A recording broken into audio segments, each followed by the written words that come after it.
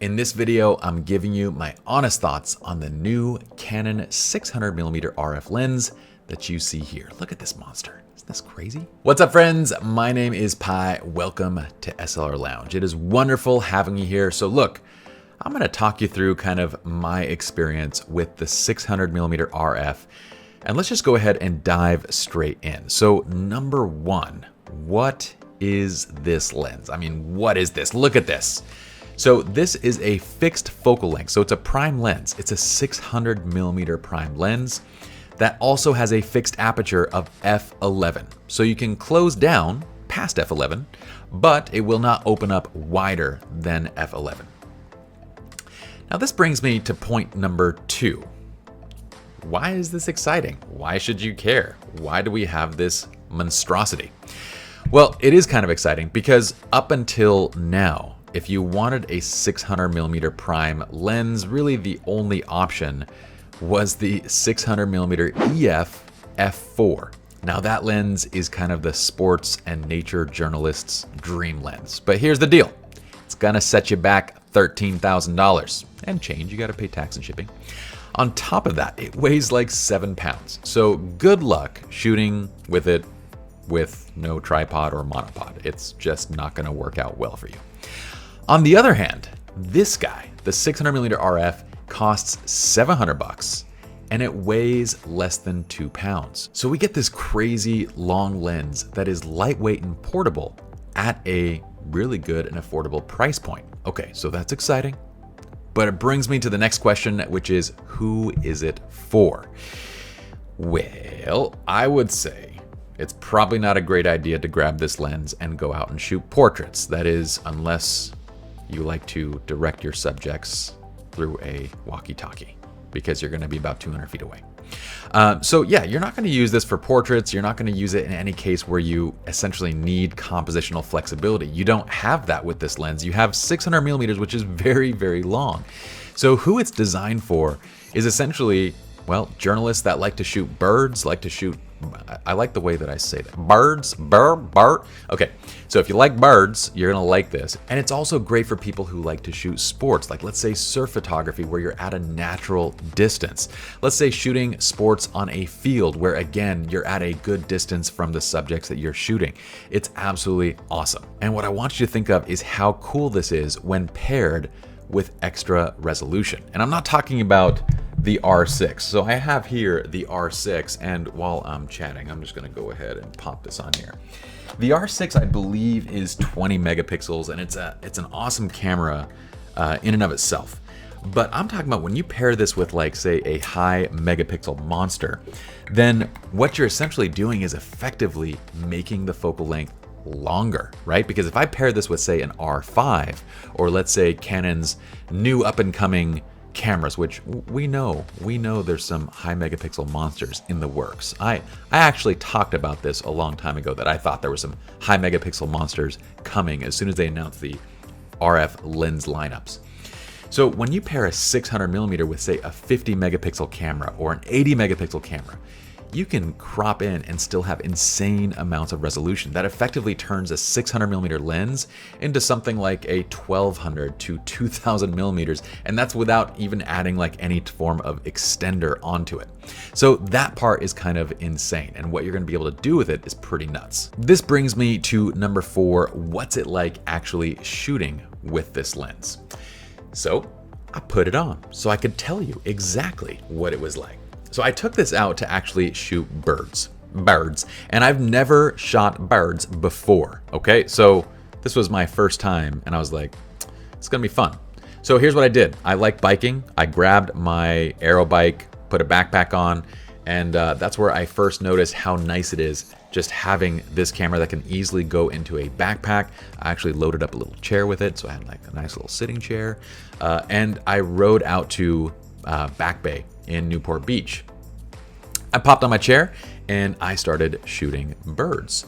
So I loved getting out to the location, and even on a bike, biking 20 miles plus, yeah, you can do it because it's actually lightweight, it's actually fairly portable, and the footprint that this gives you is quite small. You don't necessarily need to have a tripod or a monopod to use this. I shot it handheld the entire time. So I appreciated that fact. Next, I got this onto the camera. I proceeded to turn it on, and then the Canon camera told me to set the lens to the shooting position. And I was like, what the hell does that mean? I'll even show you right now. See? Where is it? Set the lens to the shooting position. See, unbeknownst to me, this lens actually only operates in rocket launcher mode. And to get it to rocket launcher mode, you're gonna simply unlock this little dial right here. And believe me, this took me about 10 minutes to figure out. And then you're gonna pull out the rocket launcher like so, and now you are good to go once you have locked it in place. And this is where you can actually begin to shoot. You'll actually see the standard viewfinder now. But until you put it into rocket launcher mode or its shooting position, it's just gonna say that the whole time. So don't be annoyed. That's exactly how it works. I was very annoyed because I was watching birds fly away and I'm like, how do I work this GD thing? Granted, I'm assuming that most of you are probably smarter than I am. So there's that.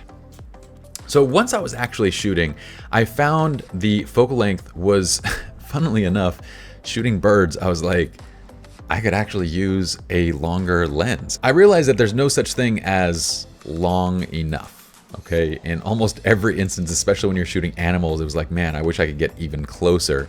And that's where a really high resolution camera body would be an absolutely crazy combination with this setup, okay? So the next thing is, it was very easy to shoot with just the LCD, at least when the birds weren't moving quickly, okay? So with moving subjects, when they started flying, it became pretty difficult to track.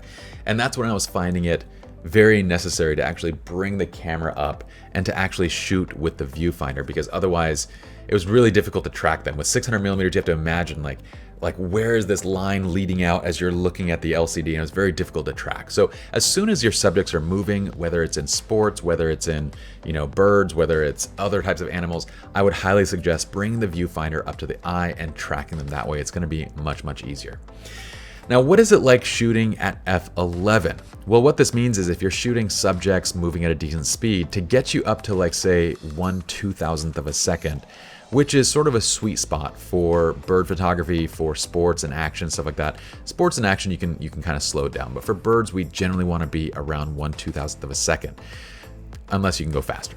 But at 1/2000th and f11, you're already talking about 400 ISO in bright sunlight. So in direct sunlight, you're at 400 ISO.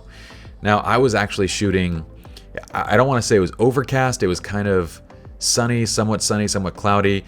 So it wasn't like as dark as overcast, but it wasn't as bright as at midday sun. So I was shooting 800 ISO just to get to the proper shutter speed, 1/2000th of a second and f11. So keep that in mind. Again, you're gonna wanna pair this with a camera body that can shoot high ISOs well. And what I would say is the minimum that you wanna go to is like an EOS R, okay? Ideally, you're pairing this with like an R5 or an R6, where you're gonna get better low light performance. But definitely don't drop to, like, say, the EOS RP, because yes, it will work on that camera body and it'll give you an even smaller footprint. But at 800 to 1600 ISO, you're kind of already pushing the detail in that camera. On top of this, you might not be thinking about, say, sunset time. Like if you're gonna be shooting surfers or sports at sunset and you wanna keep 1/1000th of a second, 1/2000th of a second, you might need to push your ISO up to 3200 or 6400. So again, this is really where you're gonna get the best bang for your buck by pairing this with, say, an R5, R6, or beyond sort of camera. Now, the other thing that I was noticing was that even at f11, you still get quite a bit of depth and bokeh, and that just has to do with, again, the focal length of the lens is just so long that even at f11, there's quite a bit of depth there. In fact, I was actually finding that the EOS R, which is what I paired it with, was having a tendency to kind of slightly back focus and front focus, leaving my birds sometimes not quite tack sharp. I think that would be better on the R5 or the R6 because the focus systems in those cameras should be a bit better than the EOS R. Now let's move on to quality. So I'm gonna be 100% honest. for 700 bucks, getting a 600mm lens, I was blown away by the image quality. I mean, you can look at the shots that we're showing here, and granted, I'll fully admit I'm not the best bird photographer, but I was still able to get some really nice shots. Sharpness and detail edge to edge was fantastic. I really thought that the image quality was fantastic coming out of this lens. And yes, if you pixel peep this against, like, let's say the $13,000 f4 cousin of this, then yeah, you're probably going to get better image quality out of that. Plus you get obviously better low light performance and all those things. But for what this is, for the price point, for the size, for everything that it gives to you, I was more than impressed by the actual image quality coming out of it. Great bang for your buck. Okay, so would I buy this lens? Well, if I shot sports and birds and action and this kind of stuff quite a bit, absolutely. This is a fantastic lens. You guys aren't going to be disappointed. Granted, this doesn't really fit into my typical wheelhouse of portraiture, so it's not something that I would purchase and put in my bag, but I would definitely rent and take out on occasion. What are some other considerations though if you are thinking of going this route? Well, I would just remember two things, okay? One is, again, that tendency to sort of front and back focus along with its f11 limitations means that you really want to pair this with a solid camera body, okay? R5, R6 or better. EOS R, in my opinion, was the baseline minimum that you would want with this, but don't go anything lower than that. And I'd recommend R5, R6 for this. You're going to get the best bang for your buck when it comes to low light performance, autofocus performance, everything when paired with a 600mm lens. The second thing I would mention is just, again, remembering that a 600mm fixed focal length lens is a specialist's lens. So you really have no compositional control beyond simply moving closer or moving further away with your own 2 feet. And you're going to be limited on that, again, based on kind of the scenes that you're shooting in. So if you're thinking to yourself, well, I would really love to have this lens to go traveling with, I might reconsider. For those of you that like to travel and you still want telephoto capability, I would think of something like a 7200 or 100 to 300 where you still have that range there. But again, if you're shooting birds, if you're shooting animals and you know that that distance is a regular kind of issue, then the 600mm is going to be perfect for you. Now, I know that's kind of basic advice given that it's a 600mm focal length, but I want you to walk away with that kind of practical advice because, again, if you're not kind of constantly shooting at those longer distances, you're just not going to be able to utilize the lens as much as you'd want to. All right, y'all, I hope you enjoyed. I hope you liked my first attempt at bird photography. Let me know what you guys think in the comments below the video. If you guys enjoy what we do, please consider subscribing to the channel and turn on notifications, even though I'm giving you the thumbs up symbol. But like the video, give it a thumbs up. This kind of stuff helps us out quite a bit. In addition, if you really want to accelerate your photography learning, from picking up the camera to mastering composition, manual mode, and even launching and running a successful business, please check out www.slrloungeworkshops.com. And that's it for me. See you guys back here next week. Peace.